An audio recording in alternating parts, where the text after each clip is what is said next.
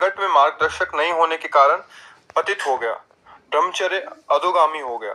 2.5 साल से सत्संग नित्य सुनता हूँ और राधा राधा राधा वल्लभ श्री अरविंद जप करने का भी प्रयास कर रहा हूँ, फिर भी अखंड ब्रह्मचर्य नहीं रह पा रहा। कृपया मार्गदर्शन करें कि अब अखंड ब्रह्मचर्य रहकर आपके द्वारा। अखंड ब्रह्मचर्य बहुत कठिन बात है, बहुत कठिन बात। उसके लिए निरंतर सानिध्य चाहिए, प्रगट खान पान संयम आसन प्राणायाम व्यायाम। ये अखंड शब्द उनके अंदर आता है जो ऋषि कुलों में रहे हैं, जो ऋषियों के आश्रमों में शासन में रहे, जहाँ संसार का इतना विषय बाहुल्यता है, जहाँ का खान पान अपवित्र है, जहाँ का संग दूषित है, तो आप कुछ क्रिया करें न करें ऊर्ध्वगामी थोड़ी वीर हो जाएगा। और वीर बिना ऊर्ध्वगामी हुए अखंड कैसे हो सकता है? उसके लिए आसनों पर 6-6 घंटे पद्मासनों पर बैठे, हिल बिना हिले टुले, भीषण कष्ट हुआ पर उसे शांत, तो सुषुम्ना नाड़ी खुली, वीर ऊर्ध्वगामी हो।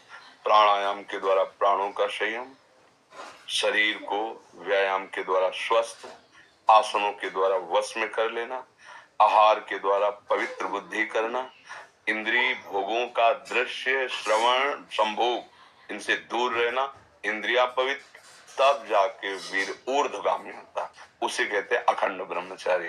अब वीर अधोगामी हो चुकता है जब, तो उसका प्रवाह बन जाता है। क्रिया करो ना करो, वो प्रवाह में जब उसका एक समय होता है, वो फिर अपने समय से निकलता है। अब उसमें कि क्रिया अगर नहीं करते, कोई स्वप्न में आदि गंदी क्रिया नहीं देखते और स्वाभाविक हो जाता है, तो तुम्हें अपराध नहीं लगेगा और तुम अखंड ब्रह्मचारी नहीं कहे जाओगे।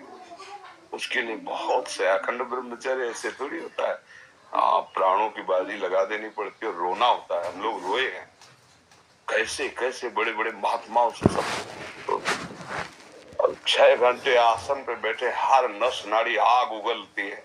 पद्मासन लगाया कभी? कभी लगाया पद्मासन है? अब जानते हैं तो अब अखंड ब्रह्मचर्य ऐसे थोड़ी रोका जा सकता है। सिद्धासन पर, सिद्धासन बाएं एड़ी गुदा और मूत्र इंद्री के बीच के स्थान में दबा के ऐसे, दाहिनी एड़ी उसके बीच में ऊपर ऐसे मूत्र इंद्री के ऊपर रख करके सीधे ऐसे, ये सिद्धासन 3 घंटे बिना हिले, हर नस नाड़ी ऊर्जा, वो ऊर्ध्वगामी।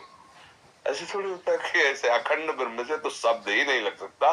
ब्रह्मचर्य सुरक्षित रखने का प्रयास हो सकता है, जैसे खान पान, थोड़ा व्यायाम आदि से अखंड और निरंतर भगवदाकार वृत्ति, ना कोई विषय श्रवण, ना कोई विषय सेवन।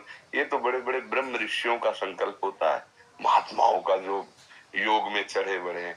आप तो बस इतना करो, गंदे आचरण मत करो, गंदी क्रिया मत करो, गंदा भोजन मत खाओ, नाम जप करो, व्यायाम करो, शरीर को थकाओ दौड़ भाग सेवा से, तो वो लंबा समय तक चलेगा, पर वो अखंड स्थिर नहीं होगा। ऐसा नहीं हो सकता है।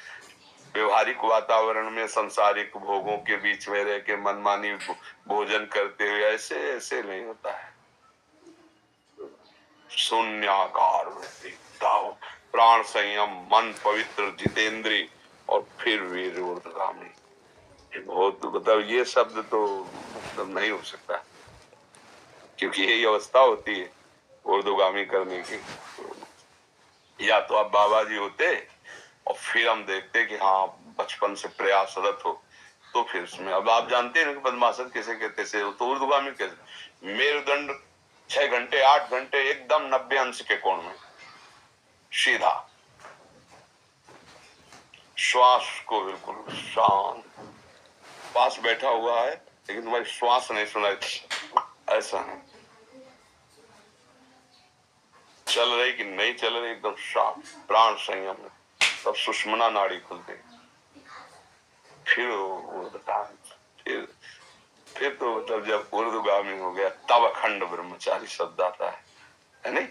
हाँ, अखंड तो छोड़िए, पर ब्रह्मचारी बनने की चेष्टा कीजिए। अधिक से अधिक इसका संयम हो, स्वयं से कोई गंदी चेष्टा न हो, कोई गंदा दृश्य नहीं, तो धीरे धीरे फिर लंबा समय खिंचता चला जाएगा। धीरे धीरे ऐसा होता है।